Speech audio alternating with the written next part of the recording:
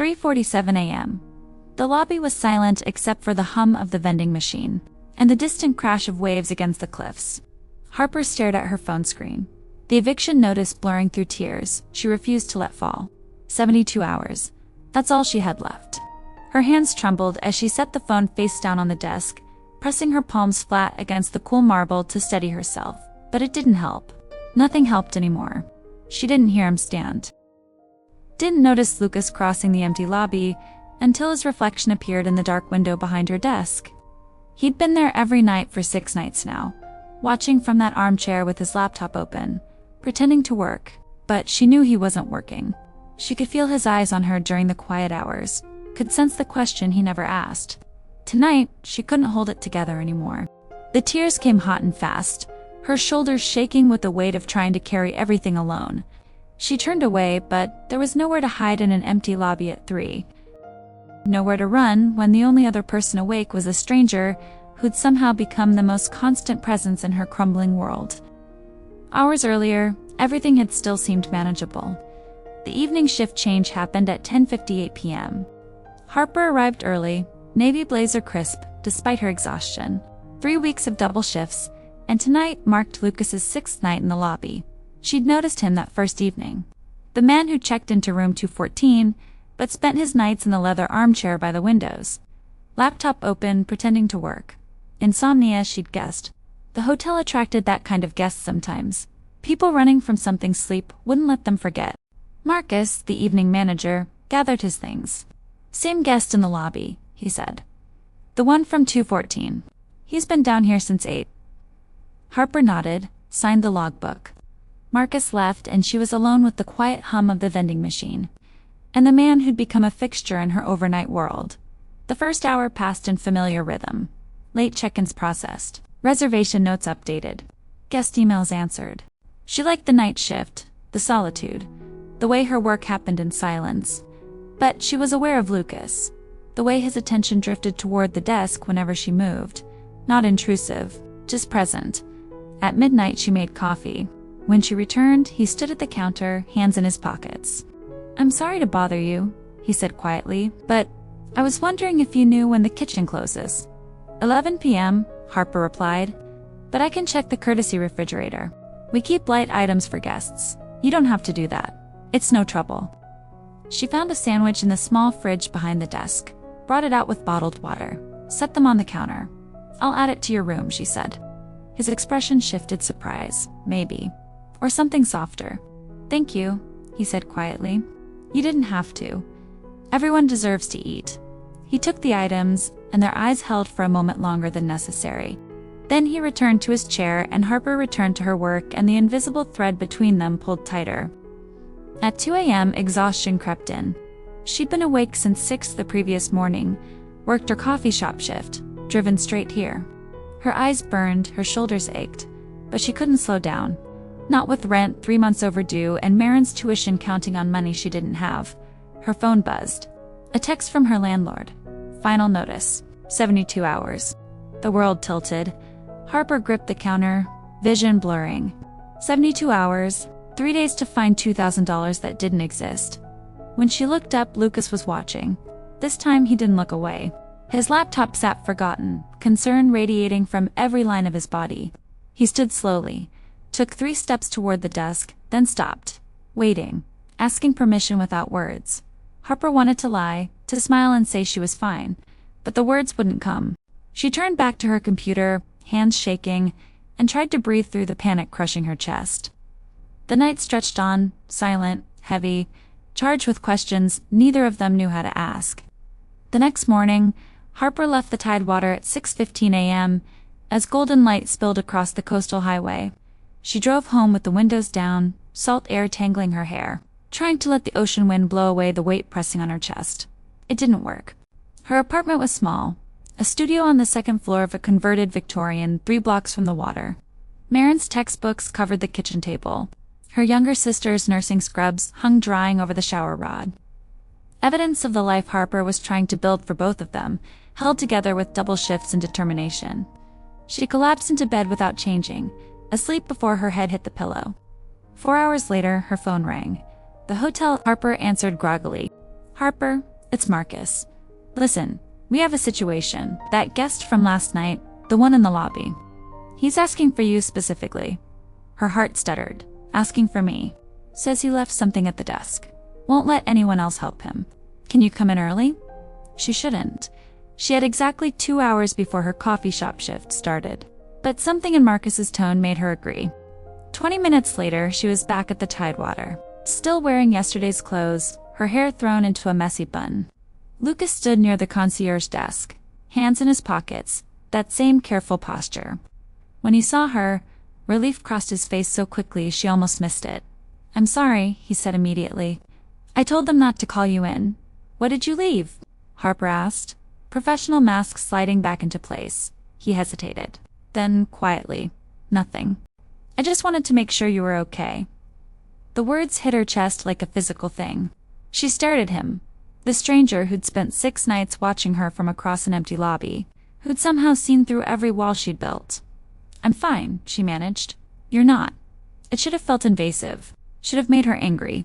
Instead, it felt like someone had finally asked the right question, and her body didn't know how to hold the answer anymore. I have to go, Harper said, turning toward the door. I have another shift, but Lucas stepped forward just slightly, his voice dropping to something almost painful in its gentleness. When was the last time you slept more than 4 hours? Harper froze because he was right, because she couldn't remember, because everything was falling apart and she'd been holding it together through sheer force of will, and now this man she barely knew was looking at her like she mattered.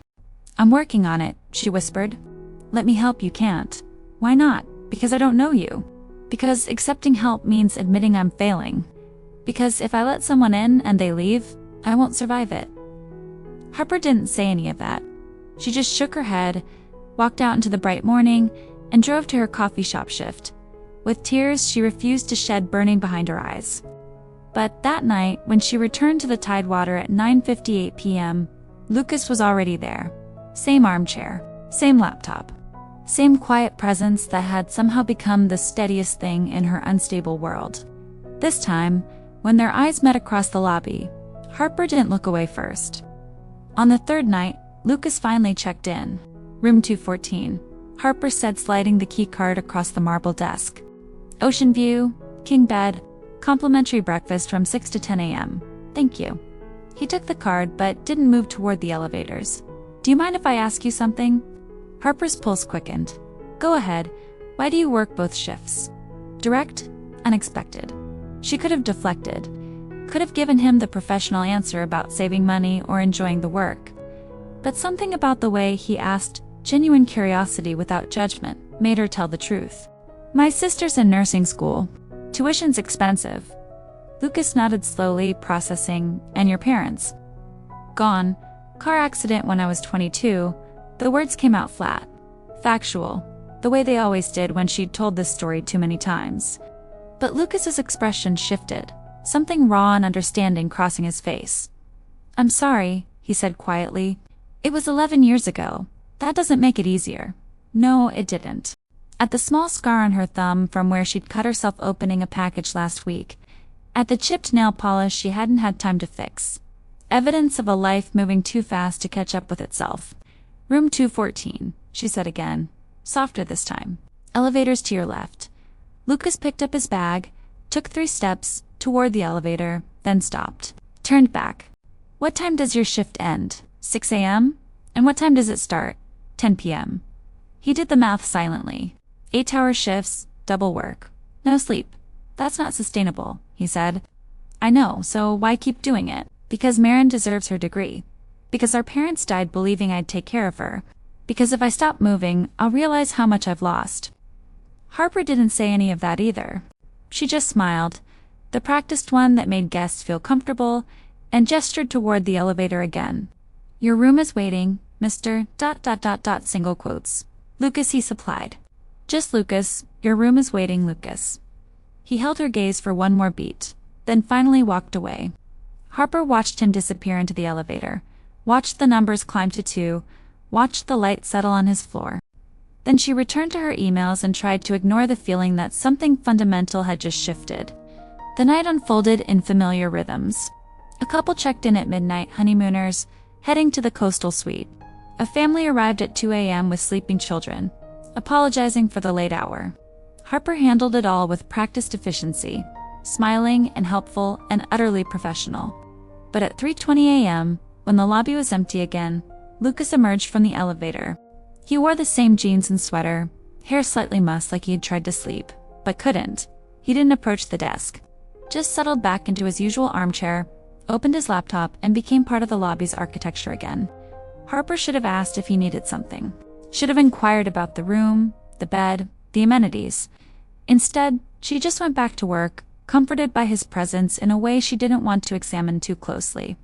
At 4 a.m., she made coffee.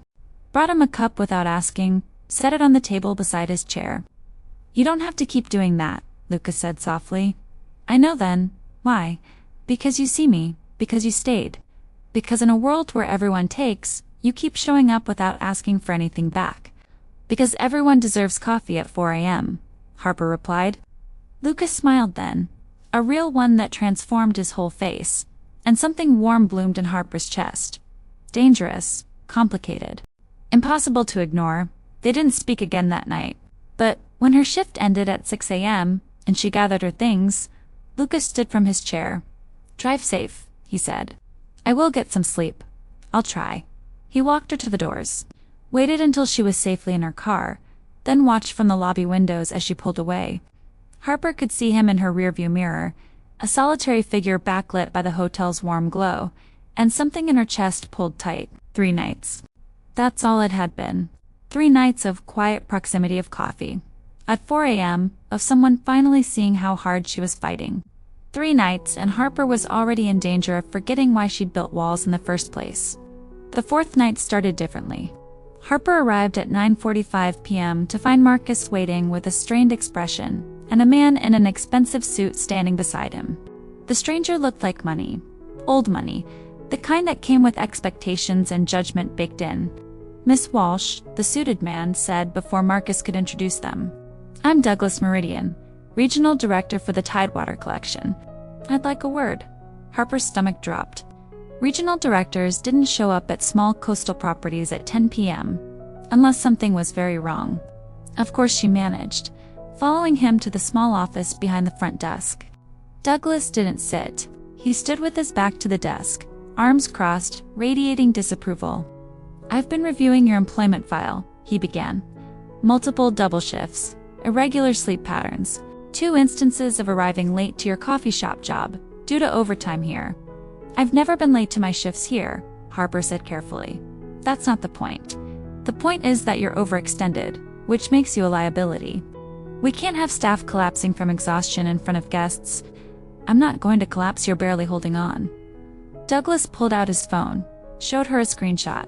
Her own face, pale and exhausted, taken from the lobby security footage, 3 nights ago, the night of the eviction notice.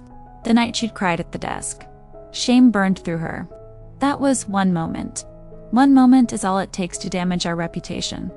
"I'm putting you on notice, Miss Walsh, and I'll have no choice but to let you go." The words hit like a fist to the stomach. She needed this job. Needed both jobs. Without them, there was no tuition money, no rent money, no anything. "I understand," Harper whispered. Douglas nodded curtly and left. Marcus gave her a sympathetic look, but said nothing, and Harper stood alone in the empty office, trying not to fall apart for the second time in 4 days. She made it through sign, made it through the first hour of emails and guest requests, made it to 11 p.m. before the shaking started, her hands trembling so badly she had to set down her pen. The lobby was empty. No guests, no Marcus.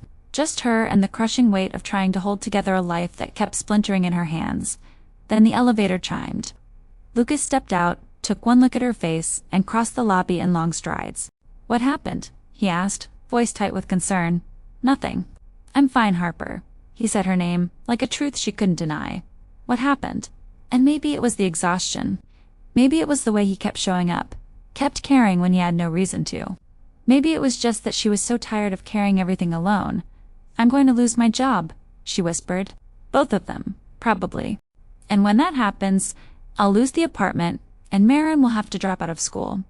And everything I've been trying to build will fall apart." Lucas's jaw tightened. "Who told you that?" "The regional director."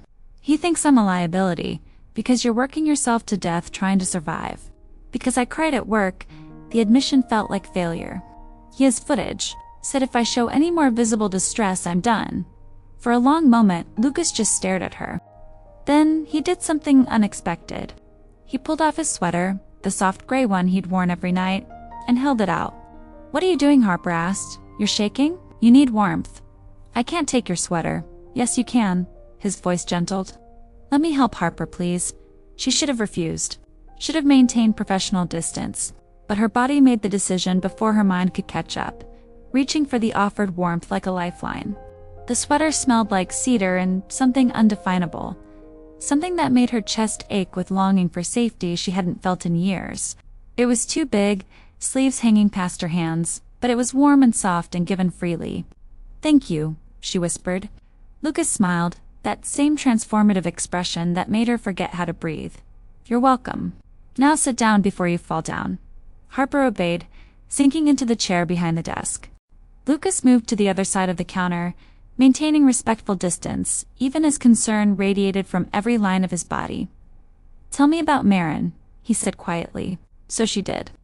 Told him about her sister's dream of becoming a pediatric nurse. About the acceptance letter to the program that had arrived 2 days after their parents' funeral. About the promise Harper had made at their graveside. Told him everything she'd been carrying alone for 11 years, and Lucas listened like every word mattered. When she finished, his eyes were bright with something that looked like respect. "You're remarkable," he said softly. "I'm barely surviving. You're protecting someone you love. That's not barely anything. That's everything." The words settled around her like a blanket, warm and unexpected. Harper pulled his sweater tighter, breathing in cedar and safety. And for the first time in weeks, her hands stopped shaking. They didn't speak much after that. Lucas returned to his chair, and Harper returned to her work. But something had fundamentally changed. The distance between them had collapsed, replaced by something tender and terrifying. At 3 a.m., Harper stood to stretch. Her back ached from hours of sitting. Her eyes burned from screen glare. But she felt steadier now, wrapped in borrowed warmth and the knowledge that someone cared whether she fell apart. Lucas watched her move through the lobby, his gaze following her like a tether.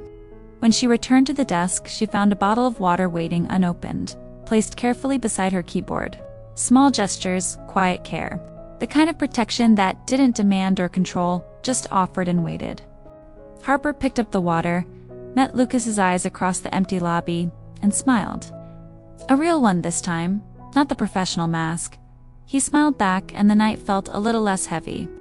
At 6 a.m., when her shift ended, Lucas walked her to her car again. This time, he didn't just watch. He opened her door, waited until she was settled, then leaned down slightly. "Keep the sweater," he said. "You need it more than I do." "Lucas, please." Harper nodded, too tired to argue, too grateful to refuse. She drove home, wrapped in cedar and warmth, and when she finally collapsed into bed, she fell asleep faster than she had in months. The 5th night, Douglas Meridian returned. Harper saw him the moment she walked through the lobby doors at 9:50 p.m. He stood near the concierge desk, talking to a woman in designer clothes and cold eyes. They both turned when Harper approached, and the woman's gaze raked over her with obvious disdain. "Miss Walsh," Douglas said, his tone clipped. "This is Camille Ashford. She's conducting a quality assessment of our properties." Camille extended a hand, her grip brief and dismissive. "Front desk manager, correct?" "Night shift manager," Harper clarified. "Ah, that explains the hours." Camille glanced at Douglas. "We'll need to discuss staffing optimization. Night shifts could easily be consolidated with automated check-in kiosks." Harper's blood went cold.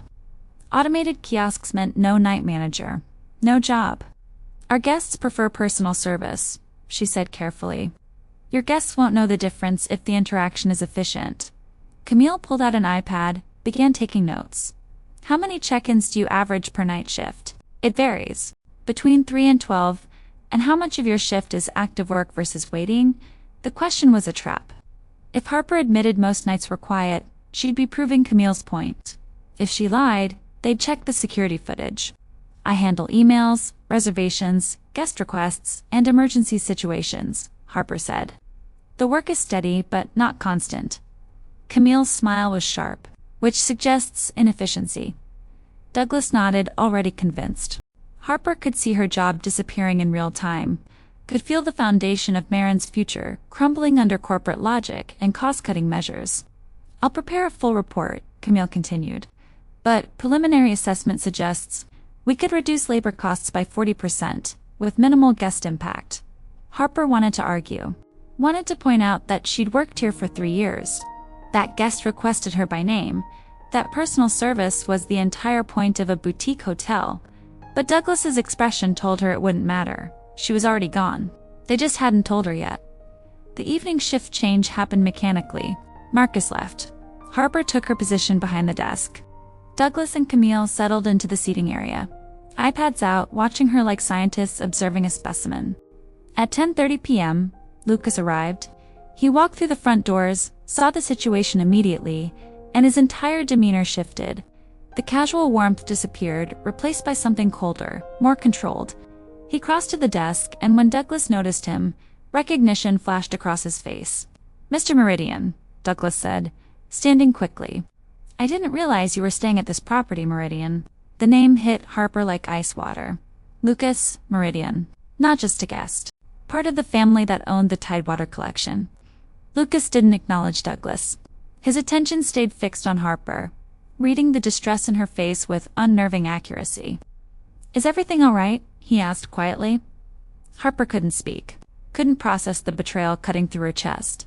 He'd known who Douglas was, known what was happening, and he'd never said a word. "Everything's fine," she managed, voice flat.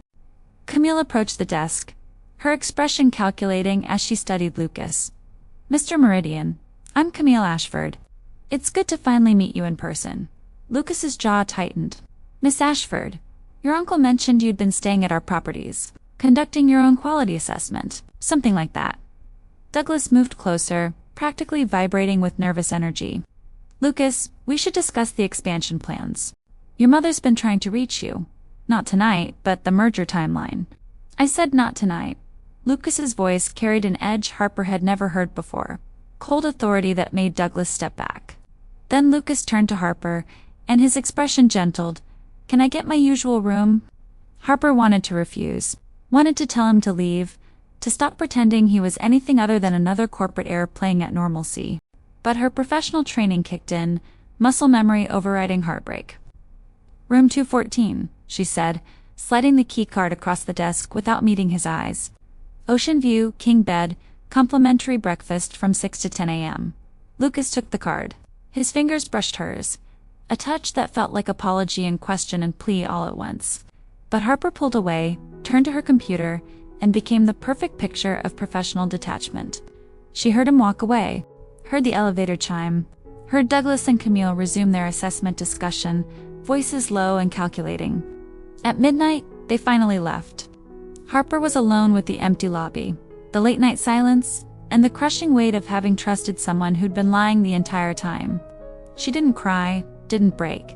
She just kept working, kept answering emails, kept being exactly what they needed her to be until there was nothing of herself left.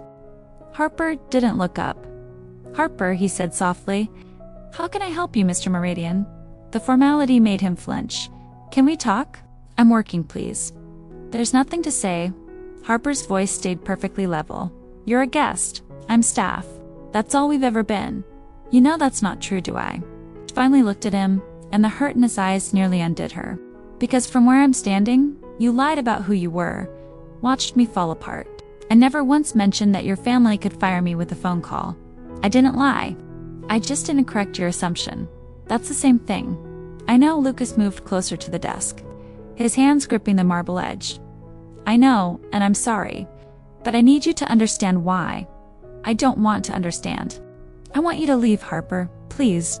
The word broke just slightly, just enough to reveal the pain underneath. "Please, just go." For a long moment, Lucas stood there, clearly torn between respecting her boundary and fighting for something neither of them had named yet. Then, finally he stepped back. "Okay," he said quietly, "but this isn't finished." He returned to the elevator. The rest of the shift passed in numb silence. No guests, no emergencies. Just Harper and the knowledge that she'd let someone in. and they'd betrayed her trust in the exact way she'd always feared. At 6 a.m., she clocked out and drove home. The sun rose over the Pacific in shades of gold and pink, beautiful and indifferent. Harper parked in her usual spot, climbed the stairs to her apartment, and found Lucas's sweater still draped over her desk chair. She picked it up, inhaled cedar and safety and lies, then folded it carefully and set it aside. Tomorrow, she'd return it. Tomorrow, she'd rebuild her walls. Tomorrow, she'd remember why trusting people was a luxury she couldn't afford. But tonight, she let herself feel the loss. The sixth night, Harper almost didn't go to work. She sat in her car in the Tidewater's parking lot for 20 minutes, hands gripping the steering wheel, trying to find the courage to walk through those doors and face Lucas again. Face Douglas and Camille, and the inevitable termination conversation. But Marin's tuition was due in 6 days. And Harper had never been the kind of person who ran, even when running would hurt less.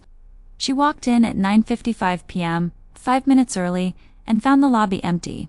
No Douglas, no Camille, just Marcus finishing his shift notes. Quiet night, he said, gathering his things. That long-term guest checked out around 7. Harper's stomach dropped. Lucas, yeah, left his key paid in full. Didn't say where he was going. Marcus paused. You okay? Fine. Just surprised.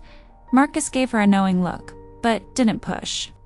He left, and Harper was alone with the silence and the crushing disappointment that Lucas had left without saying goodbye.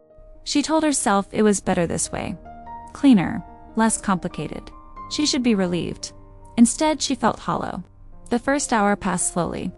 Harper processed reservations, answered guest emails, updated the system logs. Normal work. Familiar rhythms. But the lobby felt emptier without Lucas's presence. The armchair by the windows suddenly looking abandoned. At 11 p.m., the front doors opened. Harper looked up automatically, professional smile ready, and froze. Lucas walked in carrying 2 cups of coffee and a bag from the bakery on Main Street. He wore dark jeans and a navy sweater, hair windblown from the ocean breeze, and his eyes held a determination that made Harper's pulse skip. "What are you doing here?" she asked. "I checked out of my room," Lucas said, setting the coffee on the desk. "But I didn't leave. I'm staying at the inn 3 blocks down." "Why?" "Because I needed to show you something." He pushed one of the coffee cups toward her.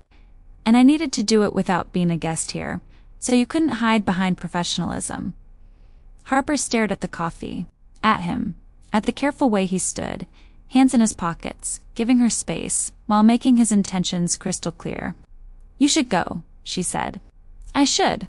This is my resignation from Meridian Hospitality Group. Signed, dated, submitted to the board this afternoon." Harper's hands trembled as she unfolded the paper. The letterhead was official, the language formal, but the signature at the bottom was unmistakably real. Lucas Alexander Meridian, effective immediately, stepping down from all positions within the family business. "Why would you do this?" she whispered. "Because you were right. I should have told you who I was from the beginning. I should have been honest." Lucas's voice was steady, but raw. "I stayed in the lobby those first nights because I couldn't sleep. Hadn't slept properly in months, not since my ex-fiancé betrayed me, and I realized everyone in my world only saw the legacy, never the person." Harper looked up, met his eyes, saw the vulnerability there. "Then you brought me a sandwich at midnight," Lucas continued, "and you didn't ask who I was or what I wanted. You just saw someone who needed help, and offered it without hesitation. You treated me like a human being, Harper, not a Meridian, not a business opportunity, just someone worth caring about." The words cracked something open in Harper's chest. "That's not an excuse for lying," she managed. "No, it's not. It's just the truth." Lucas stepped closer, not touching but present. "I'm terrified of being used again, of someone seeing the money and the power and missing everything else. But you never saw any of that. You saw me." Harper's throat tightened. "And then your uncle showed up. And I realized the man I'd been trusting was exactly the kind of person I can't afford to trust. I know. And I'm sorry." Lucas's hands curled into fists at his sides. "But I'm here now, Harper. No company position. No family leverage. Just me asking if you'll give me a chance to prove I'm worth more than my last name." She wanted to believe him, wanted to let down the walls and trust that this was real, that someone could see her struggle and choose to stay anyway. But fear held her paralyzed. All the years of disappointment and loss, whispering that people always left. "I don't know if I can do this," Harper whispered. "Do what?" "Trust you. Let you in. Risk getting hurt when you realize I'm not worth the complication." Lucas moved, then slowly telegraphing every motion.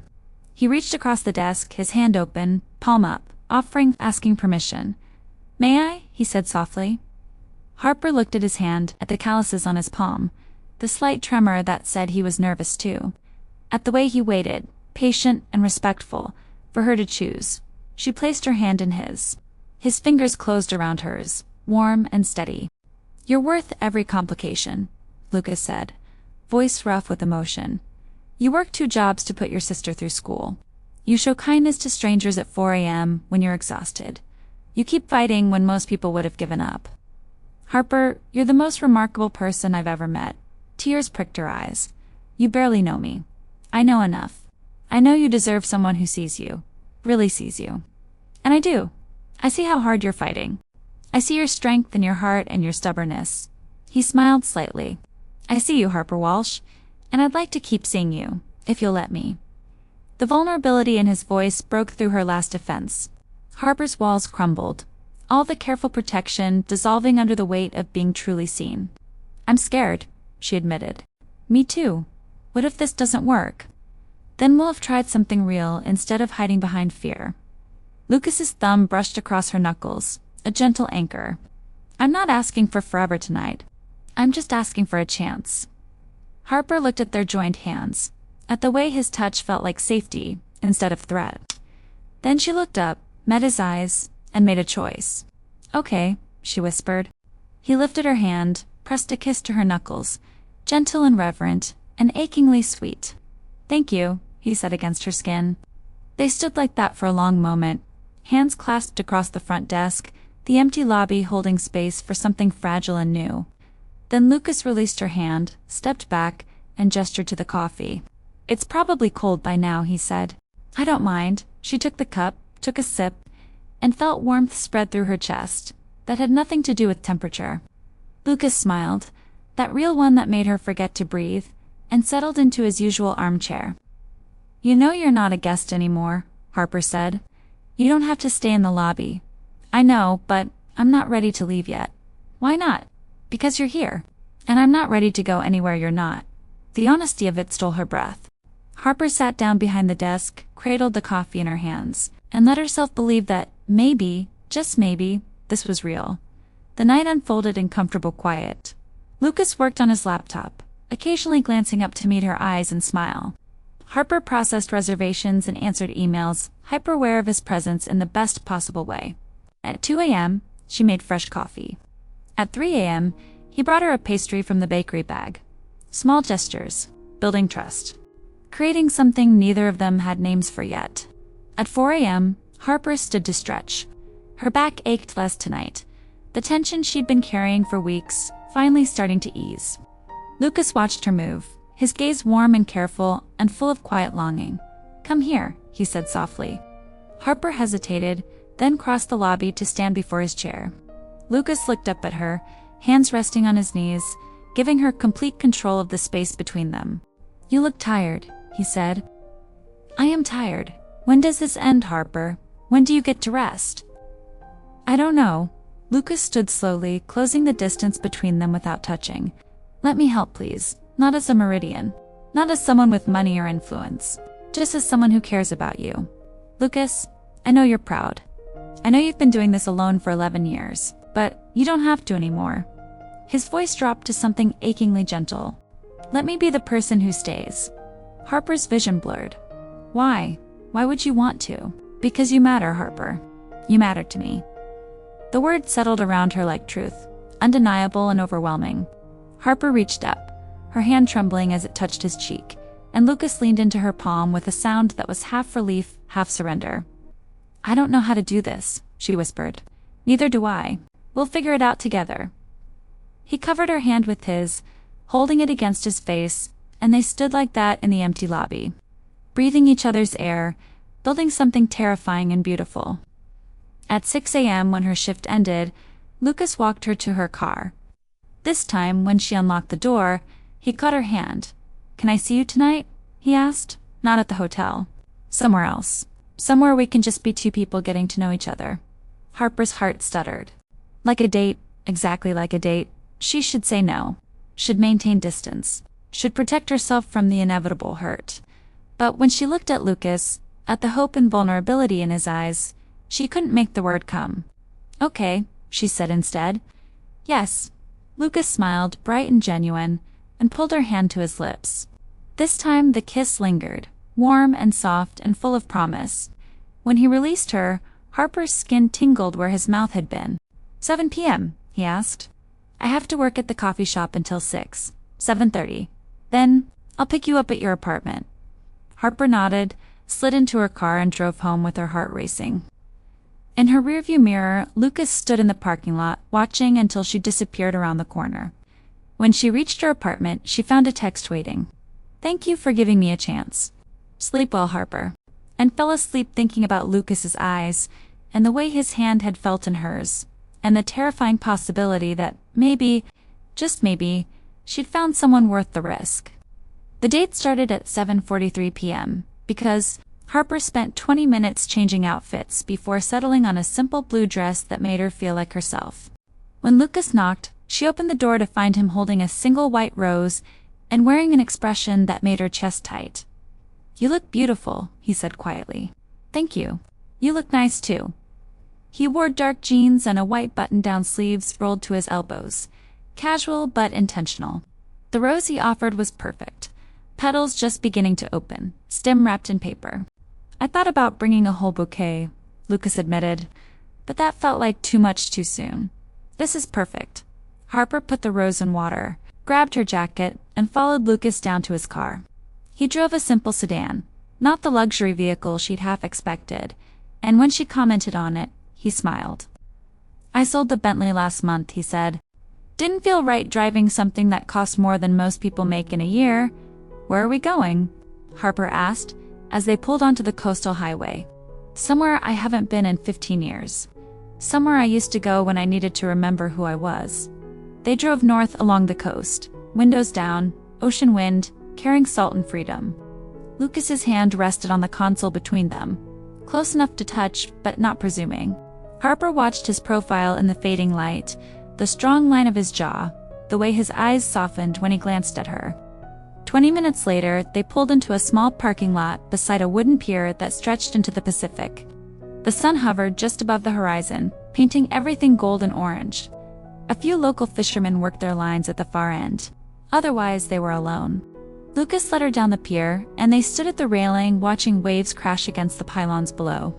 My mother used to bring me here when I was a kid, Lucas said quietly, before the company got so big. Before everything became about legacy and expectations. What changed? Harper asked. My father died when I was 16. Heart attack during a board meeting. Sudden, devastating. Lucas's hands gripped the railing. My mother tried to hold it together, but Douglas took over the operational side, and the whole company shifted. Became harder. More focused on profit margins than people. Harper listened, hearing the pain underneath his careful words. I spent years trying to be what they needed, Lucas continued. The perfect heir, the strategic thinker, the face of Meridian hospitality. He turned to look at her. Then I met Vanessa, and I thought maybe I'd found something real.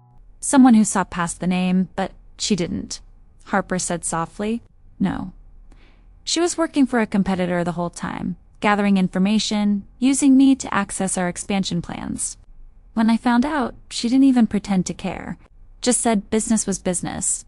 Lucas's voice went flat. That's when I realized I'd built my entire life on sand. Everyone around me wanted something. The legacy, the connections, the money. Nobody wanted just me. Harper reached out, her hand covering his on the railing. Lucas looked down at their joined hands, then up at her face, something vulnerable and raw in his expression. Until you, he said. You didn't know who I was, and you still cared. You still brought me food at midnight and made me coffee at 4 a.m. and looked at me like I mattered. You do matter, Harper whispered. Not because of your name or your family. His free hand coming up to cup her cheek. I've never felt more seen than I do when I'm with you. Harper's breath caught. The setting sun backlit his face, making his eyes appear almost amber, and the tenderness in his touch made her want to believe impossible things. "I'm scared," she admitted. "Scared of needing you. Scared of what happens when this gets complicated." "It's already complicated," Lucas said. "But I'm here anyway. I'm choosing this, choosing you every day. Harper, I'll keep choosing you." The words cracked her open. Harper leaned into his palm, let herself feel the warmth of his skin against hers. The steady presence of someone who'd seen her at her worst and stayed. "I don't know how to do this," she whispered. "Do what?" "Let someone in. Trust that you won't leave when things get hard." Lucas's thumb brushed across her cheekbone. A touch so gentle it felt like prayer. "Everyone in my life has left or used me. I understand that fear, but Harper, what if we're both wrong? What if we're both worth staying for?" She looked up at him, at the hope and vulnerability in his eyes, and felt something shift inside her chest. All the walls she'd built, all the careful distance she'd maintained, suddenly felt less like protection and more like prison. "I want to believe that," she said. "Then let's try. No guarantees, no promises we can't keep. Just two people figuring it out together." Harper nodded, unable to speak past the emotion clogging her throat. Lucas smiled, soft and understanding, and then he leaned in slowly, giving her time to pull away. She didn't.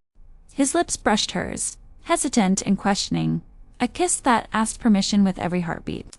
Harper's hand came up to his chest, feeling his heart racing beneath her palm, and she kissed him back, gentle, careful, achingly sweet. When they pulled apart, both breathing shakily, Lucas rested his forehead against hers. "That okay?" he whispered. "Yes. Can I do it again?" Harper laughed, a sound caught between joy and tears. Yes, this time the kiss deepened, still slow but with more certainty, more heat. Lucas's hand slid into her hair while Harper's arms wrapped around his neck, pulling him closer. The world narrowed to the warmth of his mouth, the strength of his arms, the way he held her like she was precious. When they finally broke apart, the sun had dipped below the horizon, leaving them in twilight. Lucas kept her close, his arms around her waist, her hands resting on his shoulders. "I could stay here all night," he murmured. "Me too." But eventually they walked back to the car, hands intertwined, and drove back toward Crescent Bay. Lucas played soft music, and Harper leaned her head against the window, feeling something like peace settle in her chest. When they reached her apartment, Lucas walked her to the door. "Can I see you tomorrow?" he asked. "I work both shifts, then I'll bring you lunch at the coffee shop." Harper smiled. "You don't have to do that, I want to." She unlocked her door, turned back to find him watching her, with an expression that made her heart skip. "Thank you," she said, "for tonight. For all of it." Lucas stepped closer, his hand cupping her cheek again. "Thank you for giving me a chance." He kissed her once more, soft and lingering, then stepped back before either of them could be tempted to go further. "Sleep well, Harper. You too." She watched him walk to his car, watched him drive away, then closed the door and leaned against it, heart racing. One date, one perfect, terrifying, wonderful date. And Harper couldn't remember the last time she'd felt this alive. The next 2 weeks unfolded like a dream Harper was afraid to wake from. Lucas kept his promise. He showed up at the coffee shop with lunch, sat at the corner table while she worked, then walked her to her car when her shift ended. He brought her books she'd mentioned wanting to read, left encouraging notes in her jacket pockets, texted her throughout the day with small observations about the ocean or the sky. At night, he returned to the Tidewater's lobby, no longer a guest but a visitor with explicit permission. He brought his laptop and worked while Harper handled her shift, and during the quiet hours they talked. About everything. About nothing. Building a foundation, one conversation at a time. He told her about his childhood, about fishing trips with his father, about the pressure that came with being born into legacy. She told him about her parents, about the accident that had shattered her world, about the promise she'd made to take care of Marin no matter what. They kissed in the parking lot when her shifts ended, slow and deep, reluctant to pull apart. Lucas's hands stayed respectful, always asking permission, always giving her control. Harper found herself craving his touch, the way his fingers threaded through her hair, the warmth of his palm against her cheek. But underneath the happiness, fear lived. Every time Lucas texted, Harper waited for the message that said it was too much, too complicated. Every time he showed up, she braced for the moment he'd realize she wasn't worth the effort. It came on a Thursday night, 2 weeks and 3 days after their first date. Harper arrived at work to find Douglas Meridian waiting in the lobby with Camille Ashford and 2 other executives she didn't recognize. Her stomach dropped. "Miss Walsh," Douglas said, "we need to discuss the future of this property." Harper glanced at Marcus, who gave her a helpless look. "Of course," she managed. Douglas pulled out a tablet, began scrolling through reports. "Our assessment is complete," he said. "Camille's right. We can reduce costs significantly by implementing automated systems. We're eliminating the night manager position effective 2 weeks from today." The words hit like a fist to the chest. Harper had known this was coming, but hearing it made it real. "I understand," she whispered. "We'll provide a severance package, of course. For weeks' pay. Standard termination notice. For weeks, that would cover next month's rent. Maybe Marin's tuition was due in 6 days." Harper had been counting on 3 more months of work. Of overtime. Of double shifts. "Is there any possibility of transitioning to a day shift role?" she asked, knowing the answer. "All positions are currently filled," Douglas said. "I'm sorry, Miss Walsh, it's just business. Signed the termination paperwork and walked back to the front desk on autopilot. Marcus had already left. She was alone with the crushing weight of having tried so hard and failed anyway. At 11 p.m., Lucas arrived. He took one look at her face and crossed the lobby immediately. "What happened?" he asked. Harper handed him the termination notice without speaking. Lucas read it, his jaw tightening with each line. "No," he said flatly. "No, this isn't happening. It already happened. I'll talk to Douglas. I'll make him reverse this." "You can't, Lucas. You're resigned, remember? You don't have any authority anymore." "Then I'll unresign. I'll go back, take my position, and make sure you keep your job." Harper looked up at him, saw the determination in his eyes, and felt something inside her crack. "Don't go back to a life you hate just because I'm losing a job. This isn't just a job. This is Marin's tuition. Your rent, everything you've been fighting for. I know. But I won't let you destroy yourself to save me." Harper's voice broke. "I won't be another Vanessa. I won't use you." Lucas's expression shifted to something fierce and tender. "You could never be like her. She took everything and gave nothing. You're the opposite. You give everything and ask for nothing." "That's not true, it is. You work yourself to exhaustion. You put your sister through school. You care for strangers at 4 a.m. You're the most selfless person I've ever met. And I'll be damned if I stand by and watch the world punish you for it." Tears burned Harper's eyes. "I don't want you to fix this.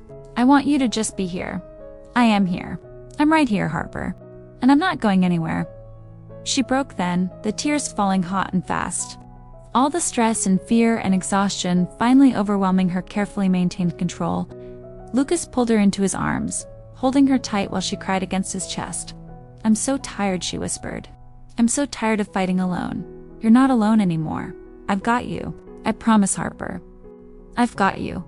They stood like that for long minutes, Harper sobbing while Lucas held her steady, one hand stroking her hair, the other wrapped around her waist. When the tears finally slowed, she pulled back slightly embarrassed. "I'm sorry," she said. "Don't apologize, not for this. Never for this." Lucas cupped her face, his thumbs wiping away the remaining tears. Then he leaned in, pressed a kiss to her forehead, her cheeks the corner of her mouth, gentle, reverent, full of unspoken promise. "Let me help," he said against her skin. "Please, Harper. Let me carry some of this weight." She wanted to say yes. Wanted to let him fix everything, solve her problems, make the world safe again. But accepting that kind of help meant admitting dependency. And dependency meant vulnerability. And vulnerability meant risk. "I don't know how," she admitted. "Start small. Let me pay Marin's tuition. Lucas, not as charity, as an investment. In her future. In yours? In us?" His eyes searched hers. "Let me do this one thing, please." Harper's throat tightened. "Why? Why would you do that?" "Because I love you." The words hit her like lightning, bright and terrifying and impossible to unhear. Lucas's eyes widened slightly, like he hadn't meant to say it, but he didn't take it back. "I love you," he repeated, quieter this time. "I love how hard you fight. I love your kindness and your strength and your ridiculous stubbornness. Harper, I'm completely in love with you, and watching you struggle breaks something inside me." Harper couldn't breathe, couldn't think past the enormity of what he'd just said, what it meant, what it would cost them both. "You barely know me," she whispered. "I know enough. I know you're exactly who I want to spend the rest of my life getting to know better. Lucas, I'm not asking for an answer right now. I'm not asking for forever tonight. I'm just telling you the truth." He pressed his forehead to hers, his breath warm against her lips. "I love you, Harper Walsh, and I'm going to keep loving you whether you let me help or not. But it would mean everything if you'd just let me try." Harper's resistance crumbled. All the fear, all the pride, all the careful control she'd maintained for 11 years dissolved under the weight of being loved by someone who saw her completely. "Okay," she whispered. "Okay, help me please. I can't do this alone anymore." Lucas exhaled shakily, relief flooding his face. He kissed her then, deep and desperate, pouring everything he felt into the connection between them. Harper kissed him back with equal fervor, her hands fisting in his shirt, pulling him closer. When they broke apart, both breathing hard, Lucas rested his forehead against hers. "Thank you," he said. "Thank you for trusting me." Harper nodded, unable to speak past the emotion clogging her throat. Lucas held her for a long moment, then slowly stepped back. "I should let you finish your shift," he said. "Stay please, always." He returned to his chair, and Harper returned to her work. But everything felt different now. Lighter, less impossible. Lucas loved her, and for the first time in years, Harper let herself believe she might be worth loving back. At 6 a.m., when her shift ended, Lucas walked her to her car. He kissed her goodbye, long and slow, then pulled back just enough to meet her eyes. "I'll handle the tuition today," he said. "You focus on finding a new job. We'll figure out the rest together." Harper nodded, exhausted but hopeful. She drove home as the sun rose over the Pacific, and when she finally collapsed into bed, she fell asleep thinking about Lucas's voice saying, "I love you," and the terrifying, wonderful possibility that maybe she loved him too. 3 days later, everything fell apart. Harper had just finished her morning shift at the coffee shop when her phone rang. Lucas's name flashed across the screen, and she answered with a smile. "Hey," she said. "I was just thinking about you, Harper." His voice sounded strange, tight. "We need to talk." Her stomach dropped. "What's wrong? Can you meet me at the pier? The one we went to on our first date?" "Lucas, you're scaring me. Just tell me what's wrong. I need to do this in person, please. Can you come now?" 20 minutes later, Harper pulled into the pier's parking lot to find Lucas standing at the railing, shoulders tense, hands gripping the wood like it was the only thing holding him up. She approached slowly, fear making her movements careful. "What happened?" she asked. Lucas turned to face her, and the anguish in his expression made her chest tighten. "My mother called this morning," he said. "The company's in trouble. Real trouble. Douglas made some bad investments, leveraged properties we can't afford to lose. If we don't secure emergency funding in the next 2 weeks, we'll have to sell everything." Harper processed this, not understanding why it required this level of distress. "Okay, so what does that mean?" "It means I have to go back. Have to take my position again, fix what Douglas broke, save the legacy." Lucas's hands curled into fists. "And it means I have to marry Camille Ashford." The words hit like ice water. "What her family has the capital we need. They'll provide emergency funding, but only if the two families merge. Marriage is non-negotiable." Lucas's voice cracked. "Harper, I'm so sorry. I never wanted this.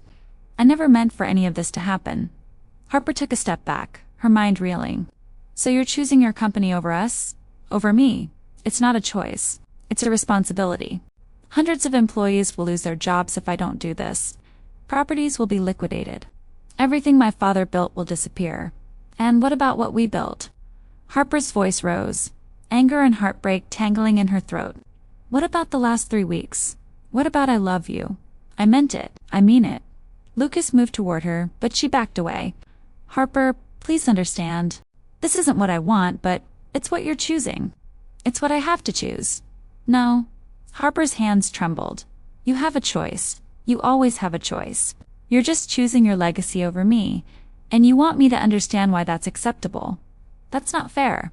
"Fair?" Harper laughed, the sound bitter and broken. "You told me you loved me 3 days ago. You paid Marin's tuition. You made me believe we were building something real. And now you're telling me it was all temporary, that your family's money problems matter more than us.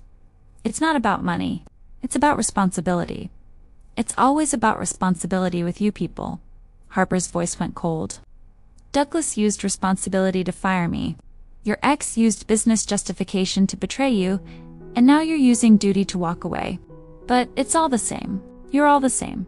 Harper, please, I trusted you. Tears streamed down her face. I let you in, and let myself believe that someone could love me enough to stay. And you're leaving anyway. I don't want to leave, but you are. That's all that matters. Harper backed toward her car, heart shattering with every step. I was right from the beginning. People like me and people like you don't work. The money always wins. The legacy always wins. And people like me are always collateral damage. That's not true, isn't it? Because from where I'm standing, I'm about to lose the best thing that's ever happened to me. And you're about to marry someone else.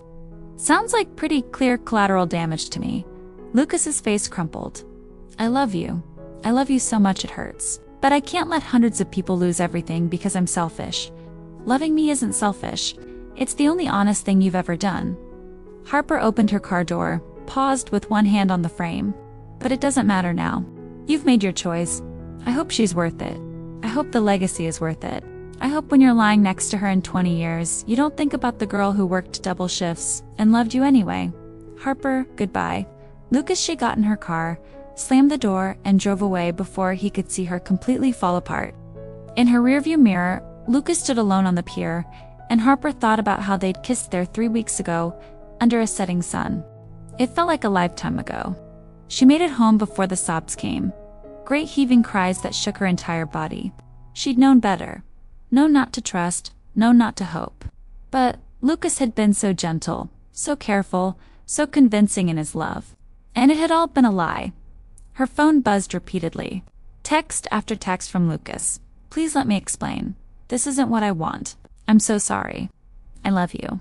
Harper turned off her phone, crawled into bed still wearing her coffee shop uniform, and cried until there was nothing left.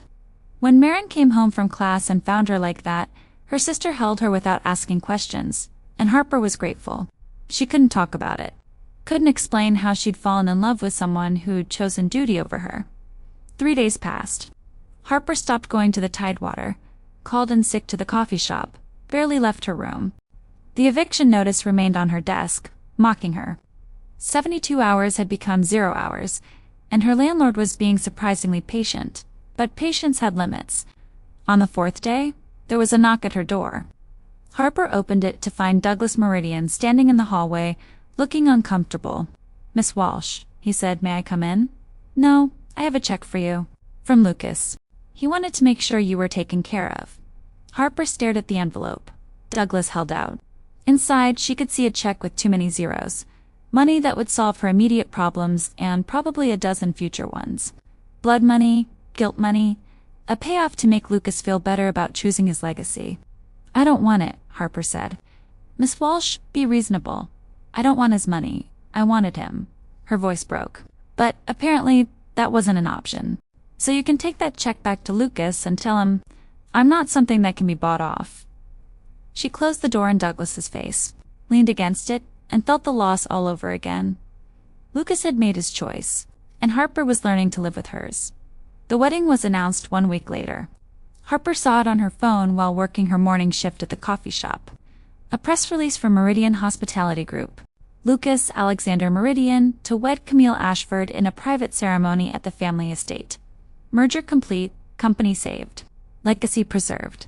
She deleted the news alert, finished her shift, drove home, and finally started packing her apartment. The eviction notice had expired. She had 3 days to be out. Marin was staying with friends from school, giving Harper space to dismantle the life she'd tried so hard to build. She was folding clothes when her phone rang. Unknown number. Harper almost didn't answer, but something made her pick up. Hello, Harper. It's Camille Ashford. Harper's blood went cold. Why are you calling me? Because Lucas is making the biggest mistake of his life, and I need you to know it's not what you think. Camille's voice was surprisingly gentle. Can we meet? Please. Just 20 minutes. Against her better judgment, Harper agreed. They met at a coffee shop in town, neutral territory. Camille arrived wearing designer clothes and an expression that looked almost guilty. Thank you for coming, she said. You have 15 minutes. Start talking. Camille folded her hands on the table. I don't want to marry Lucas. I never did. This whole thing is my father's idea. Douglas's idea. A business arrangement that benefits everyone except the two people getting married. Harper frowned. Then, why are you doing it? Because my father threatened to cut me off completely if I didn't. And because Douglas told Lucas that if he didn't marry me, the company would fail and hundreds of people would lose their jobs. Camille paused. Neither of those things is true. What? The company isn't failing. Douglas made it look that way. Manipulated the books, created a crisis that doesn't exist. He wants Lucas back under his control, and this seemed like the perfect leverage. Harper's heart started racing. You're saying this whole thing is a lie? Yes. And Lucas doesn't know. He thinks he's sacrificing himself to save people's livelihoods. In reality, he's walking into a trap. Camille met Harper's eyes. I came to you because I've watched him this past week. He's miserable, completely destroyed. And I know it's because of you. Then tell him the truth. Tell him Douglas lied. I tried, he won't listen. He thinks I'm just trying to get out of the marriage. Camille leaned forward, but he'd listen to you. If you showed up, if you told him you still care, he'd fight. I know he would. Harper shook her head. He made his choice. He made a choice based on false information. That's not the same thing. Camille pulled out her phone, showed Harper financial documents. I have proof. Douglas's real books. The company's fine. Better than fine. This whole emergency is manufactured. Harper stared at the numbers, her mind reeling. Lucas had walked away thinking he was saving people. But he'd been manipulated, used exactly like Vanessa had used him. Why are you helping him? Harper asked. Because I've been where you are, loving someone who chose duty over me. I don't want to watch someone else go through that, especially when the duty is built on lies. Camille's expression softened. He loves you, Harper. Really loves you. The kind of love that should be fought for. What do you want me to do? Come to the estate tomorrow. Before the ceremony, bring these documents. Make him see the truth. Camille slid a business card across the table with an address. Please, give him a chance to make a real choice. Harper picked up the card, the weight of it feeling impossibly heavy. She'd walked away thinking Lucas had chosen his legacy over her.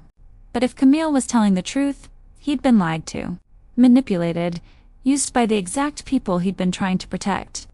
I'll think about it, Harper said. That's all I ask. They parted ways. Harper drove home, financial documents burning a hole in her bag. She sat in her apartment, surrounded by half-packed boxers, and tried to decide what to do. Lucas had hurt her, had made her believe in something real, then walked away. The pain was still fresh, still raw. But he'd been lied to, tricked into thinking he had no choice. Did that change anything? Did it matter that the sacrifice was based on manipulation rather than reality? Harper pulled out her phone, looked at the dozens of unanswered texts from Lucas. The last one, sent 3 days ago, simply said, I will love you every day for the rest of my life, even if you never speak to me again. Her hands trembled as she typed a response. Camille told me about Douglas. We need to talk.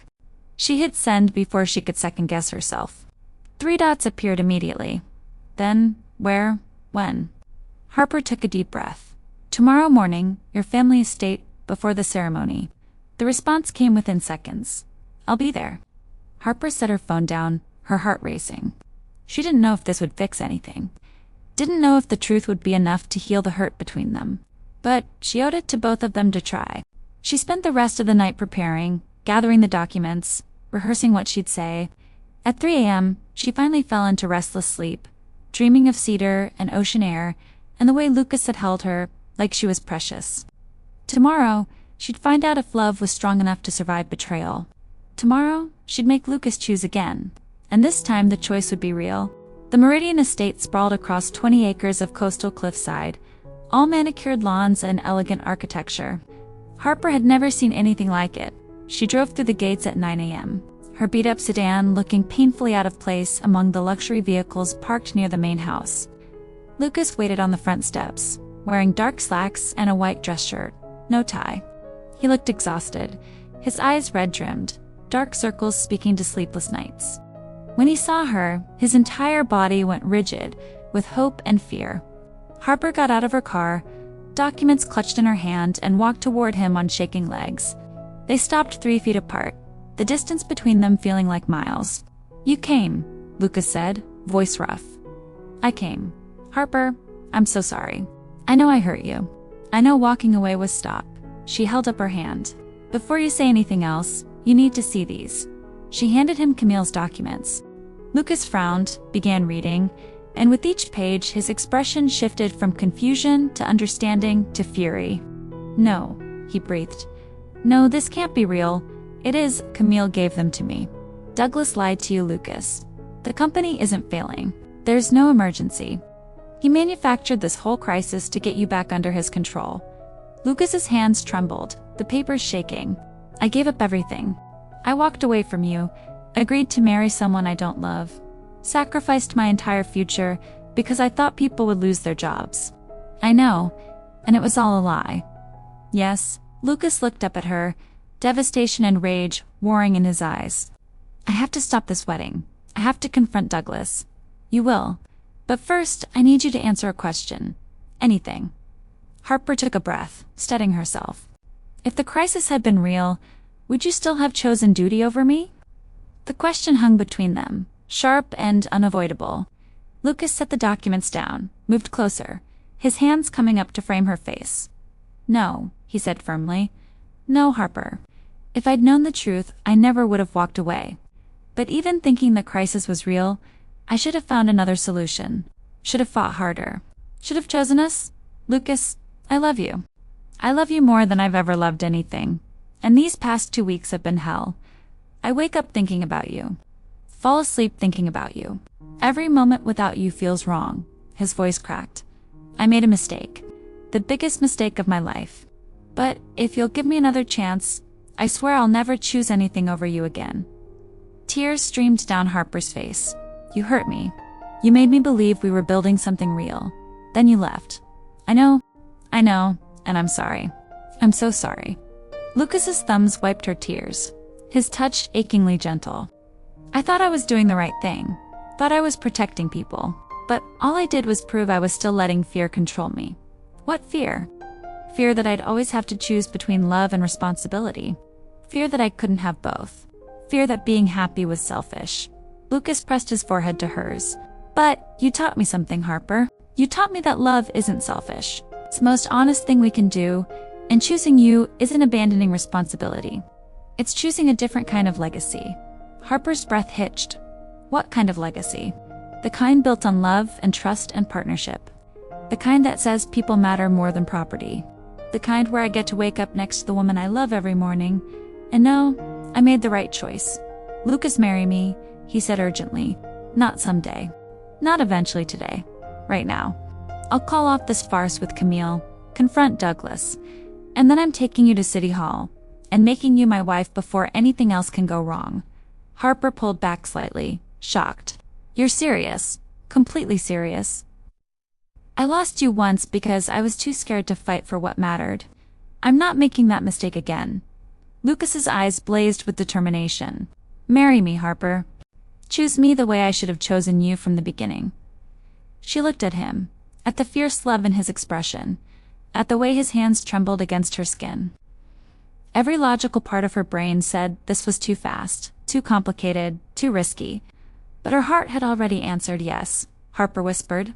Lucas's expression transformed, joy and relief and disbelief all flooding his face. "Yes, yes, I'll marry you today, right now. Whatever it takes." He kissed her then, deep and desperate, pouring 2 weeks of separation and heartbreak and love into the connection. Harper kissed him back with equal fervor, her arms wrapping around his neck, pulling him impossibly closer. When they finally broke apart, both breathing hard, Lucas kept her close. "I need to handle this first," he said. "Douglas, the wedding. All of it. I'll wait here." "No." Lucas laced their fingers together. "You're coming with me. We do this together." Hand in hand, they walked into the main house. The lobby was filled with wedding preparations, flowers and elegant decorations transforming the space. Douglas stood near the grand staircase, talking to the wedding planner. When he saw Lucas and Harper together, his face went pale. "Lucas," he said carefully, "what's going on? We need to talk." Privately, they moved to a small office off the main hall. Lucas closed the door, then turned to face his uncle with the documents in hand. You lied to me, Lucas said, his voice dangerously quiet. The company isn't failing. There's no emergency. You manufactured this entire crisis to manipulate me. Douglas's expression hardened. Where did you get those? It doesn't matter. What matters is that you used my fear of failing people to force me into a marriage I don't want. You used me, Douglas, just like Vanessa did. I was trying to secure the family's future. No, you were trying to secure your control. Lucas stepped forward. I trusted you. After my father died, I trusted you to help my mother, to guide the company, to care about something other than profit margins. But all you cared about was power. You're being dramatic, am I? You fired the woman I love because she made you uncomfortable. You lied about the company's finances to force me into a strategic marriage. You've spent years turning our family legacy into something my father would be ashamed of. Lucas's voice went cold. I'm done. Effective immediately. I'm taking my position back and you're out. Douglas's face flushed with anger. You can't do that, actually. I can. I still hold controlling interest in the company. My mother will back me. And when the board sees what you've done, they'll agree. Lucas moved to the door, opened it. You have 1 hour to clear your office. After that, security will escort you out. You're making a mistake. Lucas?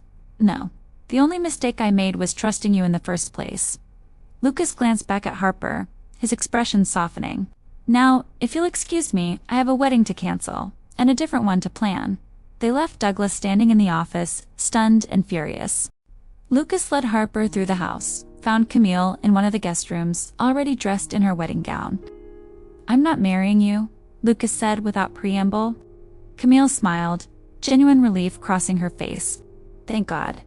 This dress is beautiful, but I'd rather wear it for someone I actually love. Thank you, Lucas said quietly, for telling Harper the truth. Thank you for being brave enough to choose love. Camille looked at Harper. Take care of him. He's one of the good ones. I will, Harper promised. Lucas made the necessary calls, canceled the ceremony, sent guests home with profuse apologies. His mother arrived mid-crisis, took one look at Lucas and Harper together, and smiled knowingly. About time you found someone real, she said, hugging Harper. Welcome to the family. By noon it was done. The wedding canceled. Douglas removed from his position. The estate quiet again. Lucas and Harper stood in the main lobby, surrounded by abandoned flower arrangements, and he pulled her close. Ready to go get married, he asked. Absolutely.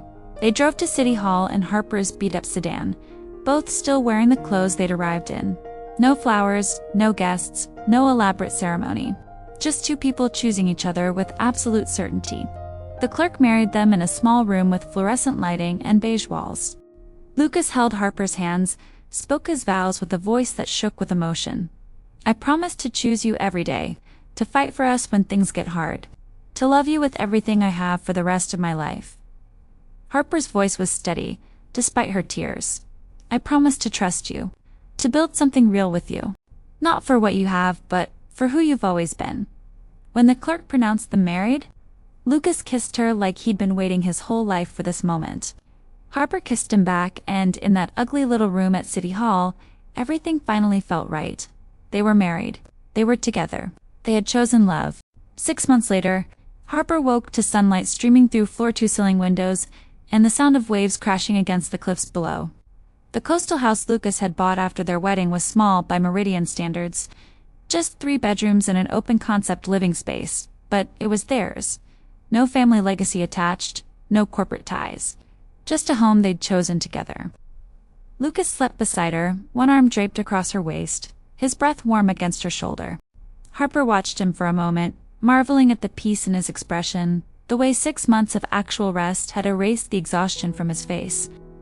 He'd restructured Meridian Hospitality Group completely, implementing Harper's suggestions about employee benefits and work-life balance. The Tidewater collection now offered livable wages, reasonable hours, and promoted from within. Harper had been offered the position of Regional Director of Employee Relations, a role she'd accepted with pride. Marin had graduated nursing school 2 weeks ago, top of her class.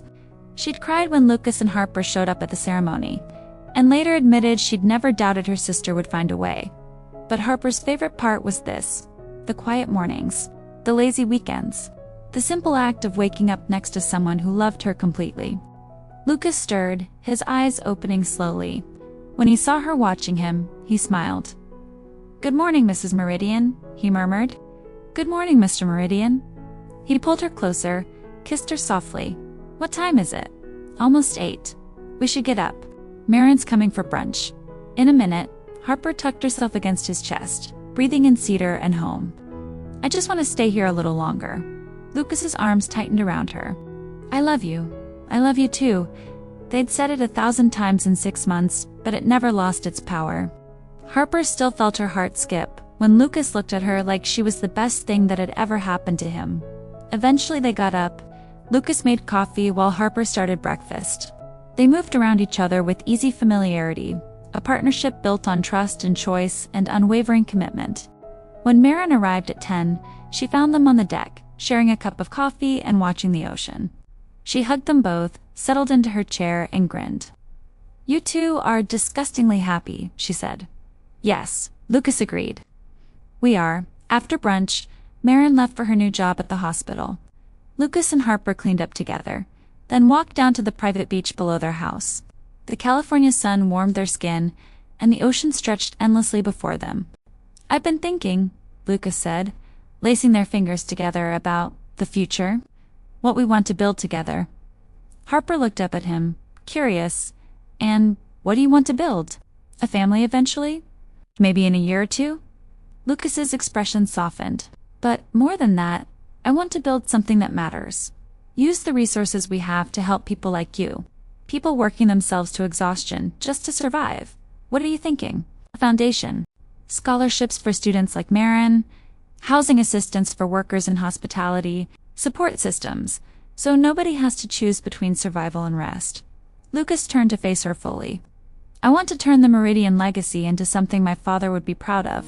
Something we built together." Tears pricked Harper's eyes. "That's beautiful. Will you help me?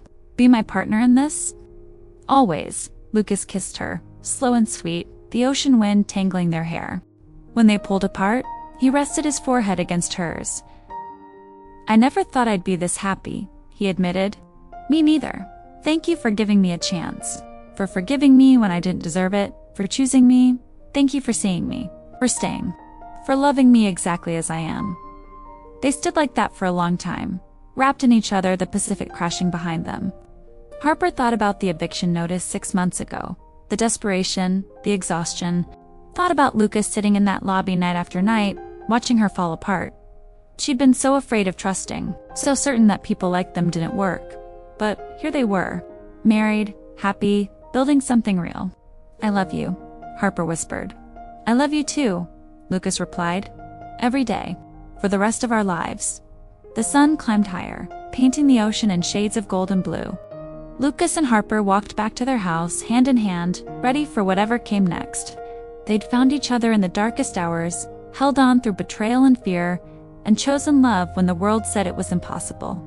And that, Harper thought, was the best legacy of all.